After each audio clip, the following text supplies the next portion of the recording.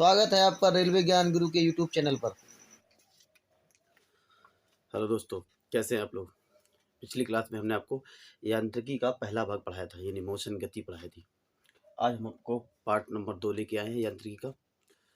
अगर वीडियो अच्छा लगता हो तो लाइक करना, शेयर करना और सब्सक्राइब करना। जैसा कि आपको पता होगा, ग्रुप डी की डेट तो पता ही आ चुकी है और एनटीपीसी की भी डेट आ चुकी है।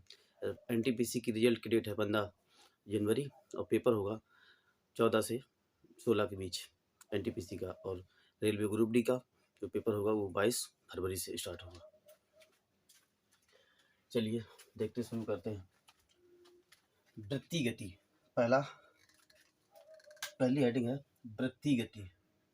वृत्ति गति, वृत्ति गति क्या होती है? वृत्ति गति, जब कोई वस्तु वृत्ताकार में गति करती है उसे वृत्ति गति कहते हैं। वृत्ताकार का मतलब है इस प्रकार से गति गोल गोल इस पे अगर घूमती है, चारों तरफ घूमती है, तो ये कैसी गति है? वृत्ति गति है। ठीक, अब बात समझे। कोणीय विस्थापन, कोणीय विस्थापन क्या होता है कि वृत्ति गति के अधीन कोई वस्तु जितना कोण में घूमती है उसे कोणीय विस्थापन कहते हैं। कोणीय विस्थापन,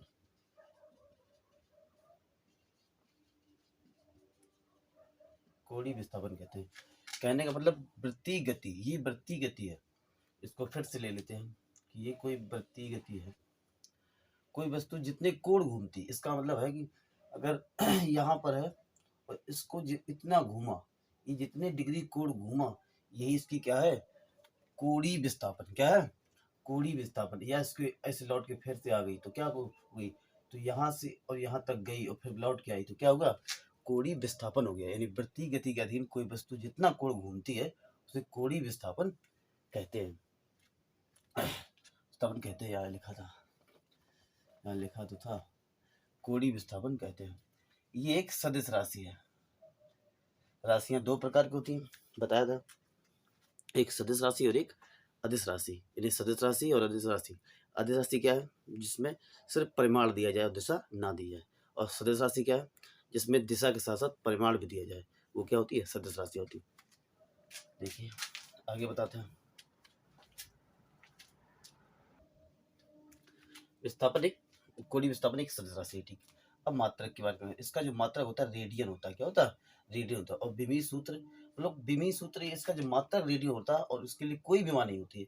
लेकिन अगर विमा में लिखी हो इस प्रकार से कि M0 L0 T0, ऐसा अगर लिखा हो, इन सभी का मान 1 होता है। सभी का मान कितना होता है?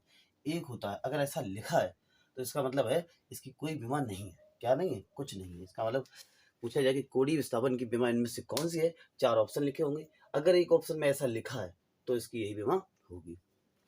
चलिए देखते हैं अगला, ये बहुत इंपॉर्टेंट है। कोणीय वेग, कोणीय विस्थापन मोस्ट इंपॉर्टेंट है। कोणीय विस्थापन के परिवर्तन की दर को कोणीय वेग कहते हैं। किसे कहते हैं? कोणीय विस्थापन के परिवर्तन की दर को कोणीय वेग कहते हैं। इसे ओमेगा से लिखते हैं। उल्टा डब्ल्यू को ओमेगा कहते हैं। क्या कहते हैं? इसे ओमेगा से लिखते हैं।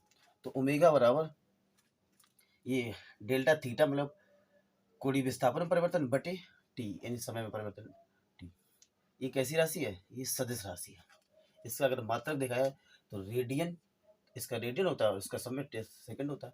रेडियन प्रति सेकंड। इसकी विमा या विमेय सूत्र T-1 होगी। रेडियन में तो कुछ होती नहीं है, समय का होता है। तो 1/T का मतलब है 1/, इसका मतलब क्या होगा? 1/T, और जब टी ऊपर चलेगी तो टी की घात -1 हो जाएगी। आगे आवृत्ति, क्या होती है आवृत्ति? 1 सेकंड में लगाए गए चक्रों की जो संख्या होती है उसे आवृत्ति कहते हैं। यानी कि एक वृत्ति गति में, एक दूसरी वृत्ति गति है, यहाँ समझ लेते हैं इसे। ये वृत्ति गति है। अगर कोई भी पदार्थ इसके परिधि के चारों तरफ एक बार घूम जाता है तो इसकी क्या कहलाती है? आवृत्ति कहलाती है। क्या कहलाती है? आवृत्ति कहलाती है। और कितने फेरों से घूमती है? ये जो फेरों की संख्या होती है ना, फेरों की संख्या, 1 फेरा, 2 फेरा, 3 फेरा, ऐसे जितने फेरों की संख्या होती है यही क्या कहलाती है? आपकी आवृत्ति कहलाती है। तो आवृत्ति होती क्या है? आवृत्ति को लिखते हैं n से। क्या लिखते हैं? n से। तो n बराबर 1/T टी, एक सेकंड में 1/t यानी सेकंड में लगाए गए चक्रों की संख्या आवृत्ति कहलाती है। अब देखते हैं नेक्स्ट, ये कई बार क्वेश्चन पूछा गया आवृत्ति के बारे में कि आवृत्ति बराबर क्या होता है। मोस्ट सरल सा सवाल है, मोस्ट इंपोर्टेंट है। आगे बात समझेंगे हम कोणीय वेग तथा आवृत्ति में संबंध। कोणीय वेग और आवृत्ति, कोणीय वेग और आवृत्ति में संबंध सीधा पूछा जाता है, मोस्ट इंपोर्टेंट है, वेरी इंपोर्टेंट। ये कोणीय वेग तथा आवृत्ति में संबंध पूछा जाता है तो सीधा होता है ओमेगा बराबर 2π/t। क्या होता है? ओमेगा बराबर 2π/t। और क्योंकि हम जानते हैं कि n बराबर 1/t होता है तो 1/t की जगह रख देंगे तो सूत्र बनेगा ओमेगा बराबर 2πn। क्या बनेगा? 2πn। इसको बिल्कुल ध्यान रखना है, मोस्ट इंपोर्टेंट है। अगला, कोणीय वेग तथा रेखीय वेग में संबंध। ये एक नंबर में सादे डायरेक्ट पूछे थे, कई बार पूछे गए प्रश्न रेलवे ग्रुप डी में। तो रेखीय वेग बराबर होता है त्रिज्या गुणे कोणीय वेग। रेखीय वेग बराबर b बराबर त्रिज्या गुणे कोणीय वेग।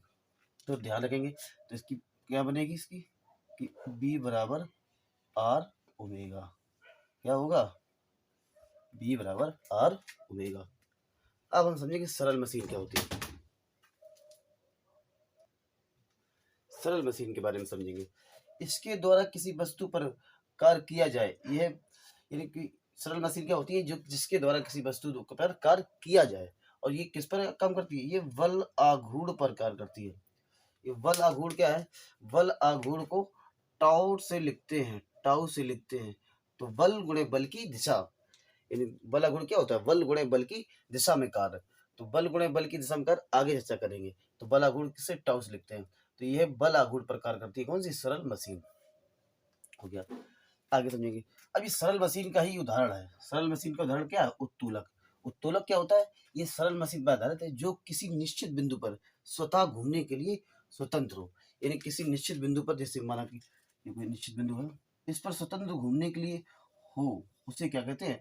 उत्तोलक कहते हैं। और ये कैसा है? बिल्कुल सरल मशीन की तरह कार्य करे। अब समझिए कि इसमें एक पॉइंट बहुत पूछा जाता है कि उत्तोलक के कितने बिंदु होते हैं। उत्तोलक के 3 बिंदु होते हैं, एक आलंब, एक आयास, एक भार। तो आलंब क्या होता है? वह बिंदु जिसके चारों तरफ उत्तोलक की छड़ स्वतंत्र रूप से घूम सकती है। यानी ये से कोई बिंदु है, ऐसे करके बिंदु बना दिया, इसके चारों तरफ कोई बिंदु यहाँ से घूम सकती है। तो ये सब क्या कहलाता है? इसका आलंब कहलाता है। वह बिंदु जिसके चारों तरफ उत्तोलक की छड़ स्वतंत्र रूप से घूम सकती है। ठीक, अब आयास समझेंगे। आयास क्या होता है? उत्तोलक का प्रयोग करके बल लगाया जाए। यानी कि इसमें मान लो कि ये कोई चीज है, ये तब भार है, ये हमने अपने हाथ से उठाया।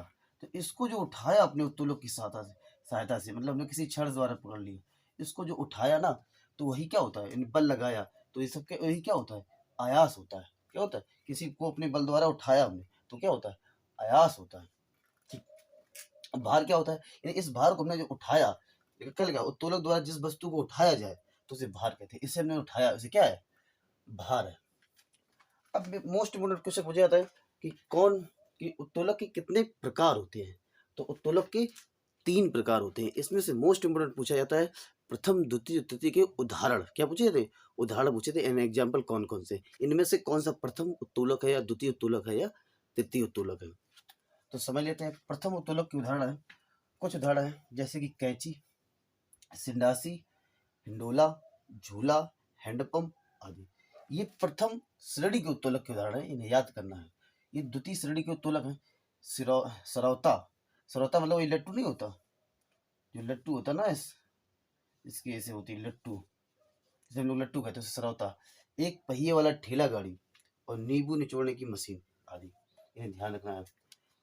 तृतीय श्रेणी के उत्तोलक, स्टेपलर जानते हैं सभी लोग, पंछी स्टेपलर कहते हैं। चिमटा जानते हैं, मनुष्य का हाथ, ये मेरा हाथ जो चला है, ये किसका? तृतीय श्रेणी का उत्तोलक का उदाहरण है। अब इसके आगे हम न्यूटन के नियम पढ़ेंगे। क्या पढ़ेंगे? न्यूटन के नियम। न्यूटन के नियम है इस यांत्रिकी में, वो भाग नंबर 3 होगा। अगर वीडियो अच्छा लगता हो तो लाइक करना, शेयर करना और सब्सक्राइब करना।